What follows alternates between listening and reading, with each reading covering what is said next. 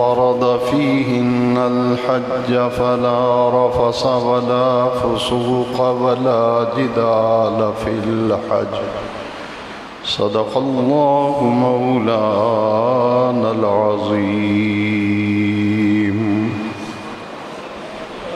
إن الله وملائكته يصلون على النبي يا أيها الذين آمنوا صلوا عليه وسلموا تسليما محبت سے پڑھیے الصلاۃ والسلام علیک یا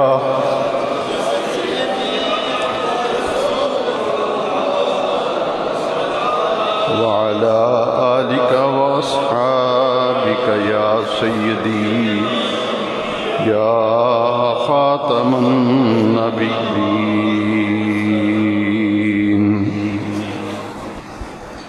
سب تعریفیں اس اللہ رب العزت کے لیے ہیں جس اللہ وحدہ لا شریک لہ نے اپنے فضل و کرم کے ساتھ اپنے پیارے محبوب کریم صلی اللہ علیہ وسلم کے طفیل ہمیں نور ایمان عطا فرمایا. دعا ہے کہ مولا کریم جل مجدہ آخر دم تک ہمارے دلوں میں یہ نور ایمان قائم دائم اور ثابت رکھے. قابل اس کے کہ میں آیت مقدسہ جو تلاوت کی گئی اس آیت مبارکہ پر کچھ گزارشات عرض کروں.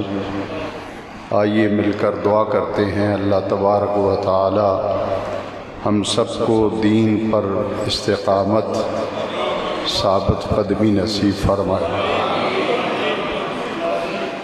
اللہ کا شکر ہے کہ اس نے ہمیں اسلام، ایمان، قرآن جیسی عظیم نعمتوں سے نوازا اور ایمان کا ذائقہ اس شخص نے چکھ لیا.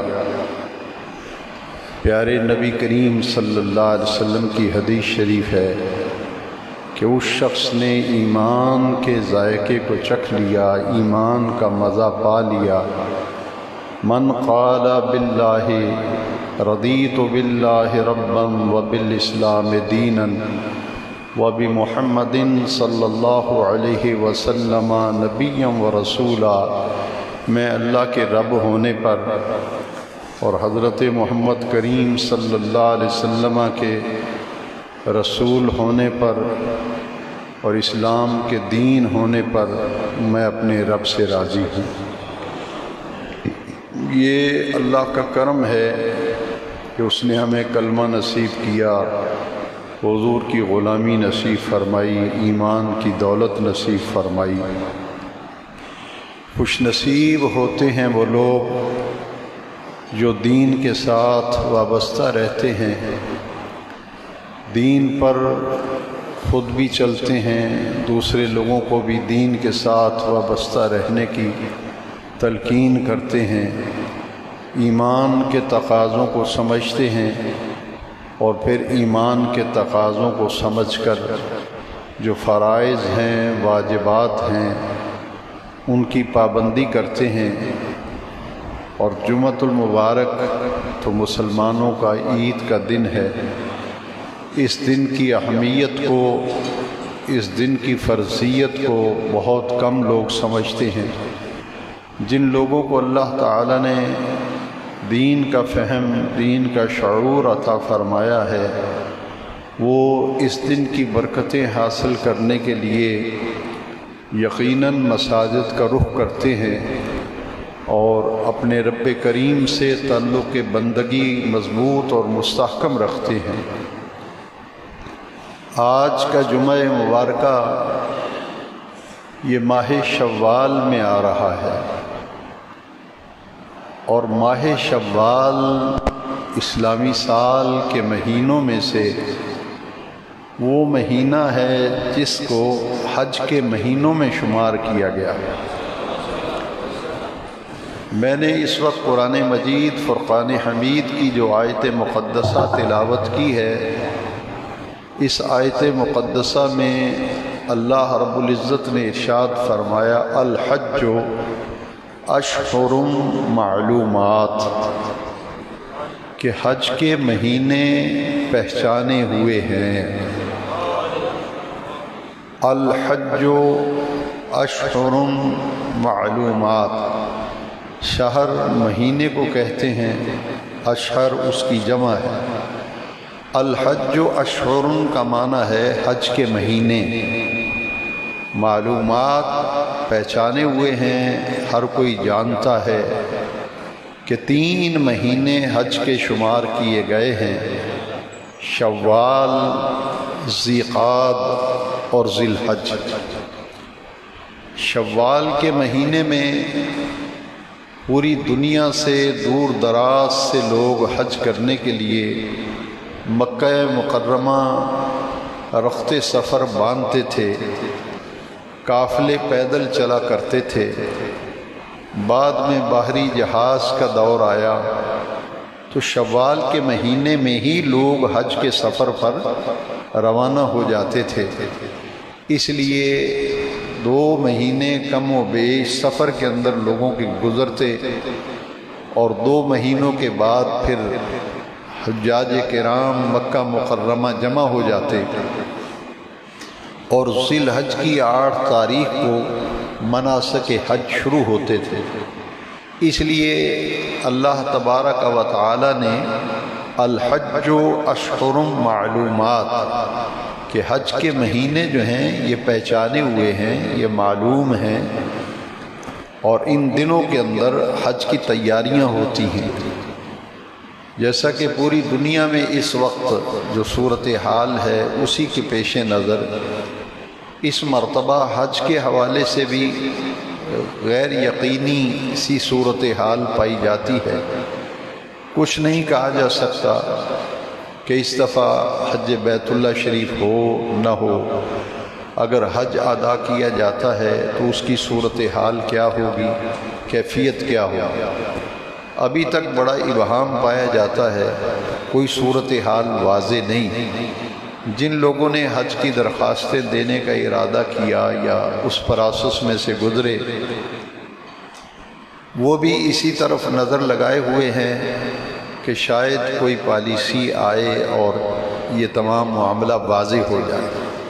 بہرحال حج ہو یا نہ ہو، ہمیں یہ سمجھ لینا چاہیے کہ اسلام کے 5 بنیادی ارکان میں سے حج ایک اہم اسلام کا رکن ہے۔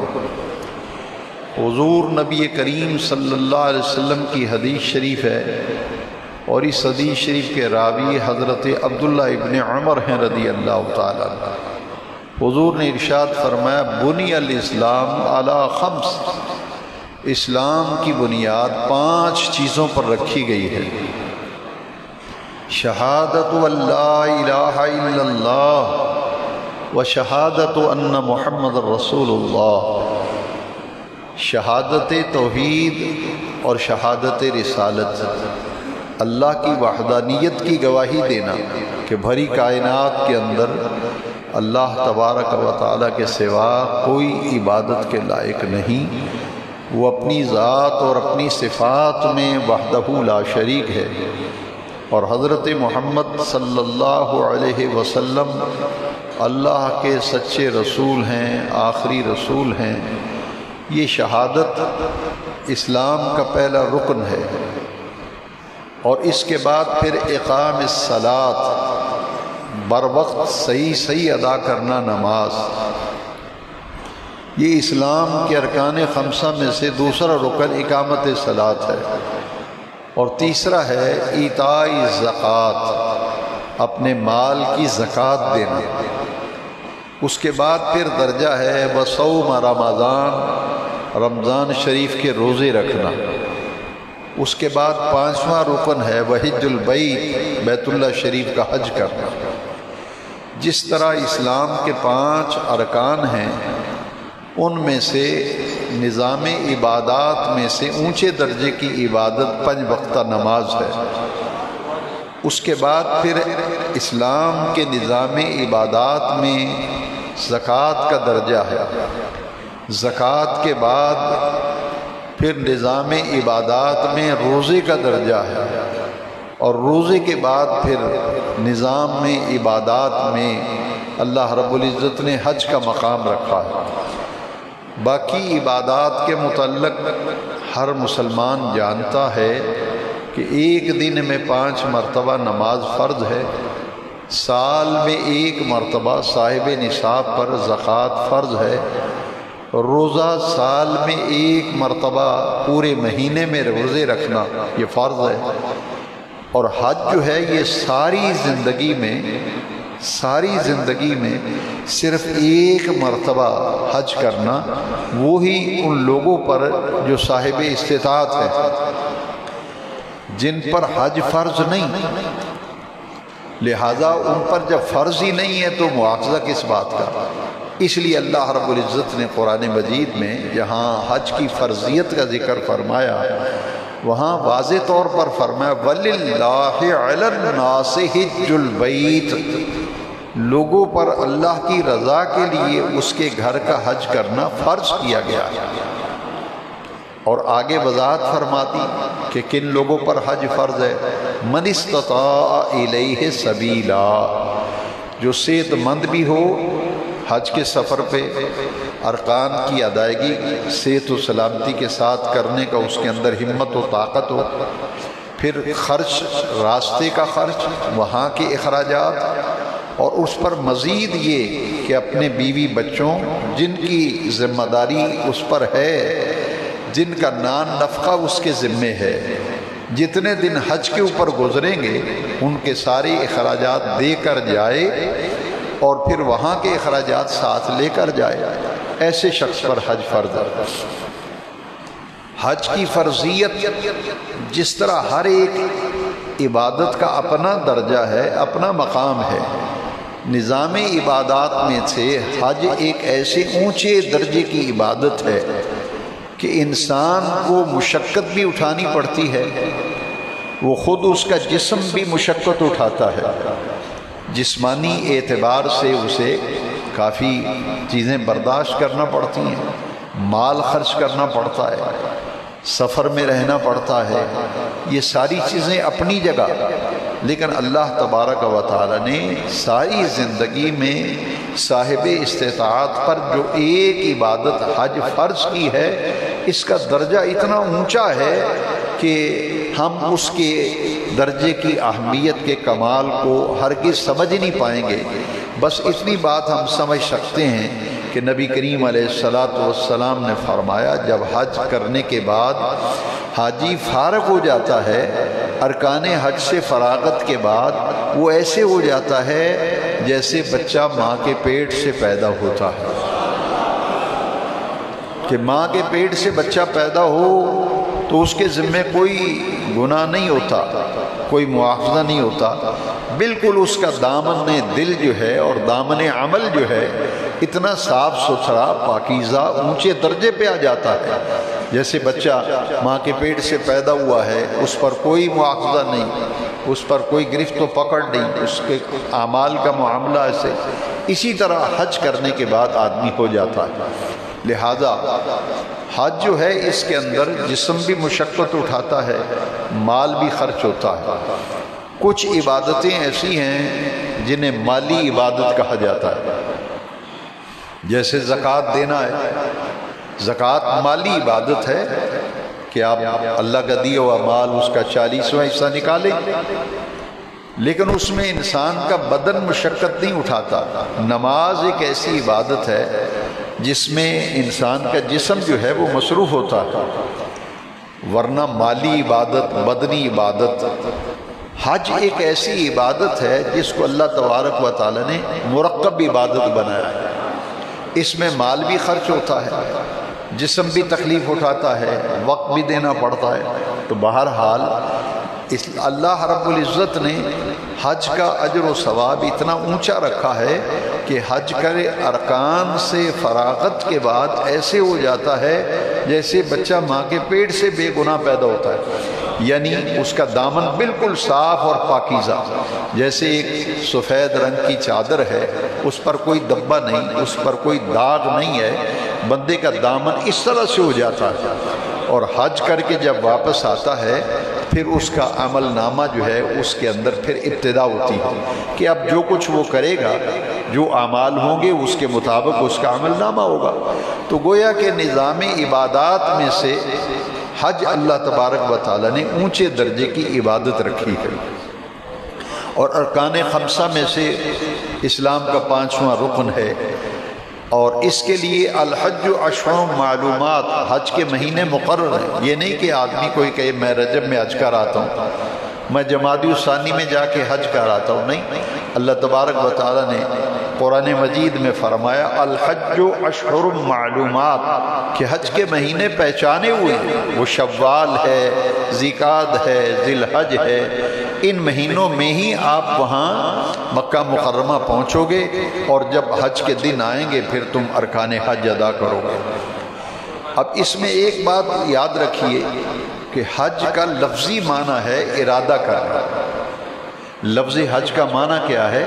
ارادہ کرنا، اللہ کے گھر کی زیارت کی نیت کر کے مکہ مکرمہ عبادت کے مناسک ادا کرنا، اسے شریعت کی اصطلاح میں حج کہتے ہیں، حج بیت اللہ شریف۔ اور حج جو ہے یہ سارے کا سارا، حج کے جتنے مناسک، جتنے ارکان ہیں، یہ 3 شخصیات ہیں جن کے گرد پورے مناسک حج جو ہے وہ گھومتے اور پھرتے ہیں۔ آپ یہ بات سمجھ گئے کہ اسلام کا 5واں رکن ہے، نظام عبادات میں سے اونچے درجے کی عبادت ہے، اور اتنے اہم درجے کی عبادت ہے کہ حضور نے فرمایا جس پر حج فرض ہو، جس پر حج فرض اور وہ حج نہ کرے، جیسے بعض لوگ بہانہ بناتے ہیں، بہانہ یہ بنایا جاتا ہے کہ جناب میری تو ابھی بیٹیاں جوان ہیں، میں نے شادیاں کرنی ہیں، میں حج کیسے کروں؟ یہ بات اچھی طرح سے سمجھ لیں، اگر حج فرض ہو گیا، بیٹیاں جوان ہیں یا جوان نہیں ہیں، اب حج فرض ہو گیا، لہذا اس فرض کو ادا کرنا۔ بچیوں کی ادائیگی ذمہ داریوں کی الگ ہے، اور حج کی ادائیگی یہ الگ ہے۔ اب اگر حج فرض ہے تو پھر سارے کام چھوڑ چھاڑ کے حج کرو، کیوں؟ اس لیے کہ حضور کی حدیث شریف ہے جس پر حج فرض ہو گیا، اس پر حج فرض ہو گیا، یعنی صاحب استطاعت بھی ہے، صحت مند بھی ہے، سفر خرچ اس کے پاس ہے، حالات بھی ٹھیک ہیں۔ اب چونکہ حالات ٹھیک نہیں، اس میں ایک شرط یہ ہے کہ سفر کے حالات بھی ٹھیک ہوں، معاملات بھی ٹھیک ہوں، پھر حج فرض ہوتا ہے شرائط کے ساتھ۔ اب اس کے باوجود اگر کوئی حج نہیں کر سکتا کہ جانے میں کوئی رکاوٹ نہیں ہے، مالی اعتبار سے بھی ٹھیک ہے، صحت کے اعتبار سے بھی ٹھیک ہے، پھر بھی اگر کوئی حج نہیں کرتا تو نبی کریم صلی اللہ علیہ وسلم فرمایا چاہے وہ یہودیوں کے مرے، چاہے وہ عیسائیوں کے مرے، مجھے اس کی کوئی پرواہ نہیں ہے، مجھے اس کی کوئی پرواہ نہیں، چاہے وہ یہودیوں کے مرے چاہے عیسائیوں کے مرے، کون شخص جس پر حج فرض ہو اور حج کرنے نہ جائے۔ لہٰذا جس شخص پر بھی حج فرض ہو تو دینی ذمہ داری ہے کہ سب سے پہلے فریضہ حج جو ہے وہ ادا کرے۔ جو لوگ حج کر چکے ہیں، ماشاءاللہ میں کافی لوگوں کو ذاتی طور پر جانتا ہوں جو حج کر چکے ہیں، میں نے بھی الحمدللہ 1995 میں حج کیا تھا۔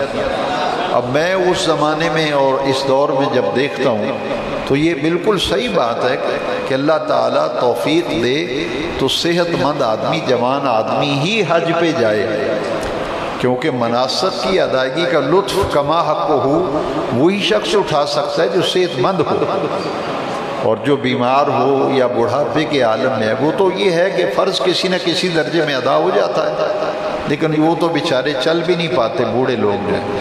اس لیے یہ بات اپنی جگہ ہے کہ صحت و سلامتی کے ساتھ، تندرستی کے ساتھ حج پر جانے کی دعا مانگنی چاہیے، اور یہ ایک ایسا اہم فریضہ ہے کہ جس کی ادائیگی کا ذکر اللہ تبارک و تعالی نے قرآن مجید میں تفصیل سے فرمایا ہے۔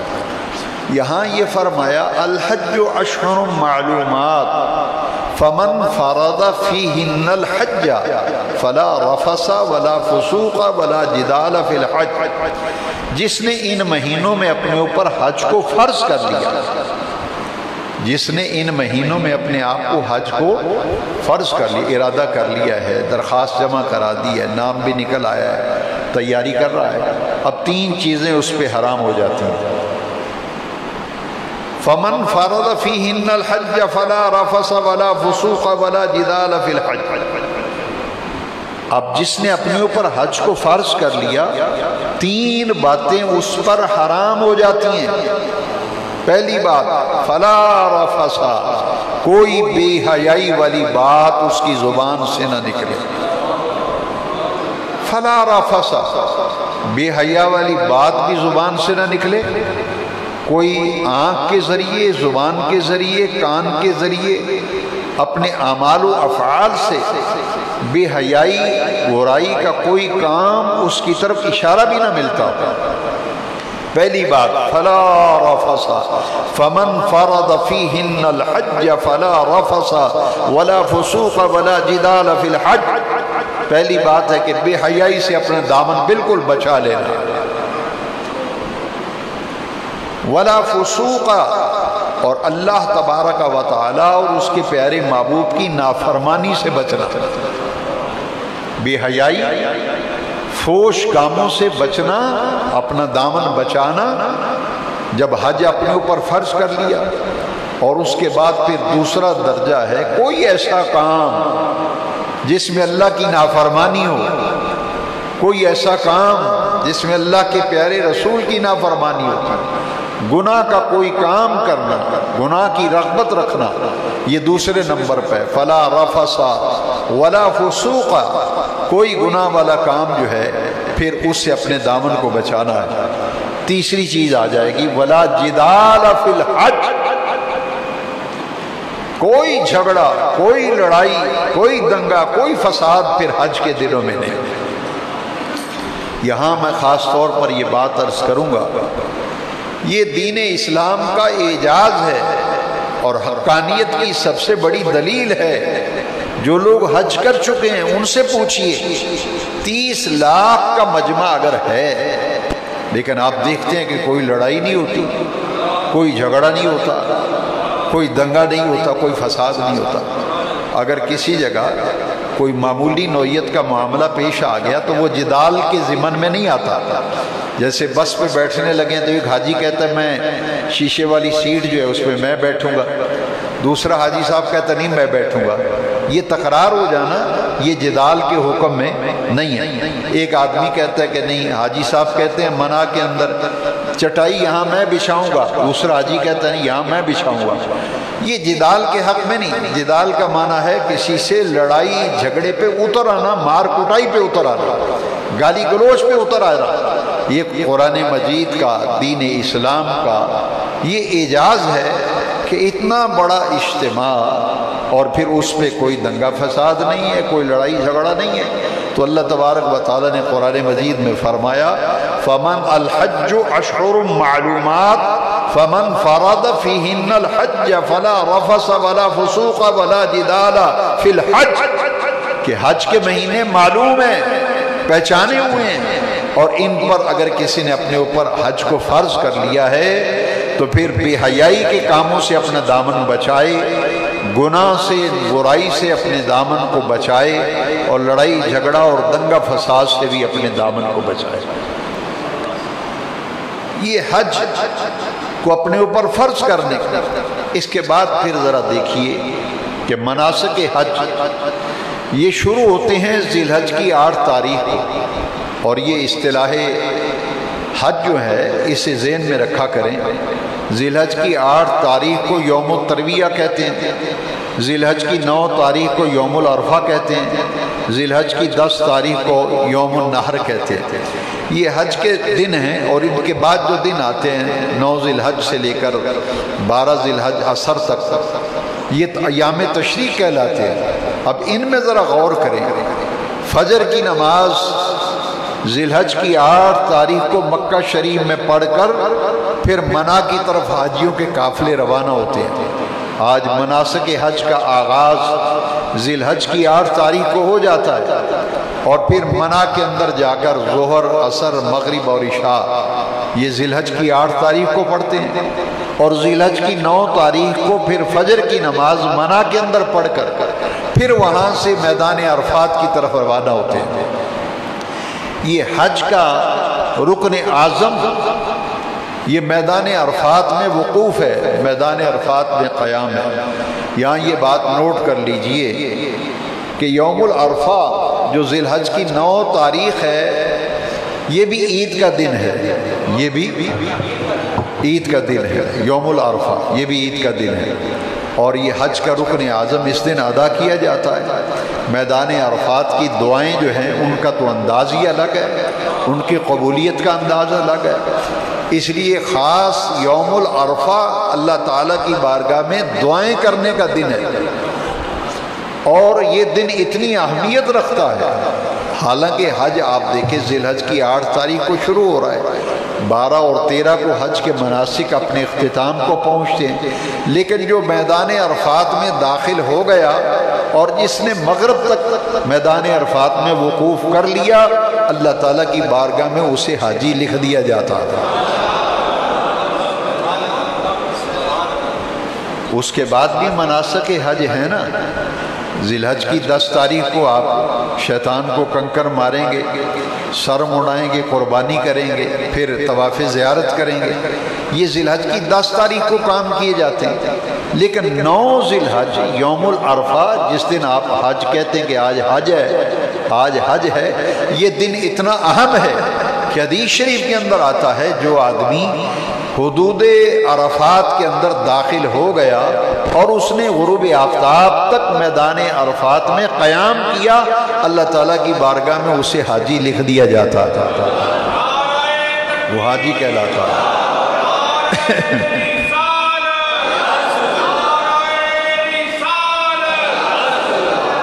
اور اس میں دیکھیے حج اللہ کی عبادت ہے، حج اللہ کی عبادت ہے، مگر دیکھیں جتنے بھی اس کے اندر ارکان ہیں، ارکان حج ہیں، مناسک ہیں، وہ 3 شخصیات کے گرد گھومتے ہیں، 3 شخصیات کے گرد۔ ایک حضرت سیدنا ابراہیم خلیل اللہ علیہ السلام، دوسرے ان کے فرزند گرامی حضرت اسماعیل ذبیح اللہ علیہ السلام، تیسرے حضرت اسماعیل علیہ السلام کی والدہ ماجدہ حضرت ابراہیم علیہ السلام کی اہلیہ حضرت حاجرہ رضی اللہ تعالیٰ عنہا وسلام اللہ علیہ، یہ 3 شخصیات ہیں۔ اب طواف زیارت یہ حج کا رکن ہے، طواف زیارت حج کا رکن ہے، اور طواف زیارت کے اندر 2 چیزیں ہیں، ایک بیت اللہ کے ساتھ چکر لگانا اور دوسرا صفا مروہ کے ساتھ پھیرے لگانا۔ طواف زیارت اس کے 2 رکن ہیں، بیت اللہ کے ساتھ چکر اور صفا مروہ کے ساتھ چکر۔ اس میں ذرا غور کریں کہ یہ حج کے موقع پر ذی الحج کی 10 تاریخ کو قربانی کر کے سر منڈا کر مکے میں جو طواف زیارت کیا جاتا ہے، اس طواف زیارت کا اہم رکن ہے سعی بین الصفا والمروہ۔ اب یہ صفا مروہ کی سعی ہے، یہ تو یادگار ہے حضرت حاجرہ کی، بہو دوڑی تھی، اندازہ فرمائیں اللہ کو اپنے محبوبوں کی ادائیں کتنی پیاری ہیں، اسے عبادت اپنی بنا دیا کہ یہ میری بندی کی ادا پہ چلو گے تو عبادت میری ہوگی، تمہیں حاجی قرار دے دیا جائے گا، تمہارا حج ہو جائے گا۔ کیوں؟ اس لیے کہ میری پیاری ایک نیک بندی حاجرہ یہاں دوڑی تھی، ان کا دوڑنا میری بارگاہ میں درجہ قبولیت کو پہنچا کہ میں نے اس کے چلنے کے طریقوں کو قیامت کے لیے حج کا رکن بنا دیا۔ یہ حضرت حاجرہ کہ دوڑنے کی طرح، لیکن وہ دوڑنا کیا تھا یہ بھی سن لیں، یہ بھی نوٹ کر لیجئے کہ یہ دو ستون ہیں جنہیں میلین اخضرین کہا جاتا ہے، دو سبز ستون۔ پہلا سبز ستون آتے ہیں تو پھر دوڑنا شروع کرتے ہیں، دوسرے سبز ستون ان کا نشان آتا ہے تو دوڑنا بند کر دیتے ہیں۔ یہ درمیان میں جو جگہ ہے نا، اسے کہتے ہیں میلین اخضرین، دو سبز ستونوں کے درمیان دوڑنا۔ سبز لائٹیں بھی لگی ہیں، پہلی سبز لائٹوں پہ دوڑنا شروع کرنا۔ اور دوڑنا کس طرح ہے؟ چھوٹے چھوٹے قدم اٹھا کر تیز تیز جھپٹ کر چل جاتا۔ اب یہ چلنے کا انداز جو ہے، اگر صرف چلنا ہی عبادت ہوتا تو ٹھیک ہے، جیسے آدمی آپ چلتا ہے گلی بازار میں، باغ میں سیر کرتا ہے، چلتا رہتا ہے۔ اللہ کریم نے فرمایا نہیں، یہ میلین اخضرین، یہ دو سبز ستون، یہ وہ جگہ ہے جہاں حضرت حاجرہ دوڑی تھی۔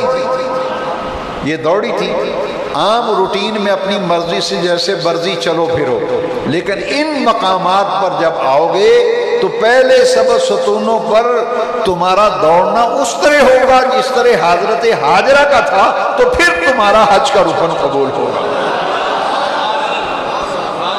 دوڑنے کا انداز بھی وہ اختیار کرو جو حاجرہ کا تھا۔ معلوم یہ ہوا کہ محبوبان بارگاہ الہی کی ادا اللہ کی بارگاہ میں یہ اہمیت رکھتی ہے کہ اسے حج کا رکن بھی بنا دیا، حصہ بھی بنا دیا، اور چلنا اس کا قبول ہوگا جو اس طرح چلے گا جیسے حضرت حاجرہ چلے۔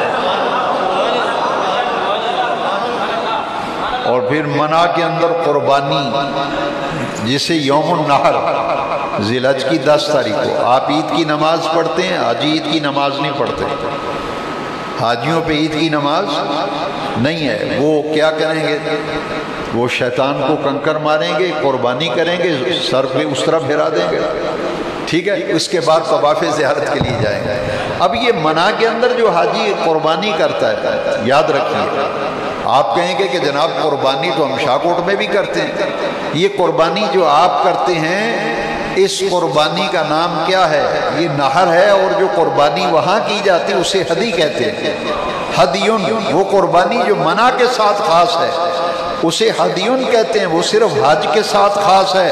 اور یاد رکھیے قربانی کرنا بھی حج کا ایک رکن ہے، تو یہ تو یادگار ہے حضرت اسماعیل علیہ السلام، انہی کو لٹایا تھا نا۔ اللہ تعالیٰ نے قرآن مجید میں بھی فرمایا نا، اور پھر حضور کی حدیث بھی ہے، صحابہ نے پوچھا تھا حضور یہ قربانیاں کیا ہیں؟ اضحیہ ما حاضل اضاحی، یہ قربانی جو شاہکوٹ میں آپ کریں گے اسے اضحیہ کہتے ہیں، جو منع کے اندر کرتے ہیں اسے ہدی کہتے ہیں۔ تو صحابہ نے پوچھا تھا حضور یہ قربانیاں کیا ہیں؟ حضور نے فرمایا سنت ابیکم ابراہیم، یہ تمہارے باپ حضرت ابراہیم علیہ السلام کی سنت ہے۔ تو بھئی حج کا رکن ہے نا قربانی، تو بھئی قربانی حج کا رکن ہے، تو یہ یادگار ہے حضرت اسماعیل کی، اور یہ سنت ہے حضرت ابراہیم علیہ السلام کی، انہوں نے بیٹے کو لٹایا تھا جی۔ تو یہ اسماعیل علیہ السلام کی سنت، دوڑنا حضرت حاجرہ کی سنت، شیطان کو کنکر مارنا۔ آپ پوچھیں گے یہ کس کی سنت؟ میں نے کہا ابراہیم علیہ السلام نے شیطان کو پتھر مارے تھے۔ اب منع کے اندر جب رمی ہوگی، حاجی میدان عرفات سے آتا ہے، مزدلفے میں رات گزارتا ہے، اور ذی الحج کی 10 تاریخ کو فجر پڑھ کے پھر مزدلفہ سے نکل کر منع میں جا کے شیطان کو کنکر مارتا ہے۔ میں مناسک حج پہ بات کر رہا تھا۔ اب یہاں شیطان کو کنکر جو مارے جا رہے ہیں، یہ تو یادگار ہے، ادا ہے حضرت ابراہیم علیہ السلام۔ اللہ اپنی عبادت کروا رہا ہے، کبھی کہتا ہے ابراہیم کے طریقے پر شیطان کو کنکر مارو، کبھی کہتا ہے حج کرنا ہے، میری عبادت کرنی ہے تو حاجرہ کے طریقے پہ دوڑو، شیطان کو کنکر مارو جیسے خلیل نے مارے تھے۔ اللہ اکبر حجی۔ تو یہ ادائیں ہیں اللہ کے محبوب، 3 شخصیات، ابراہیم علیہ السلام، حضرت حاجرہ، حضرت اسماعیل علیہ السلام۔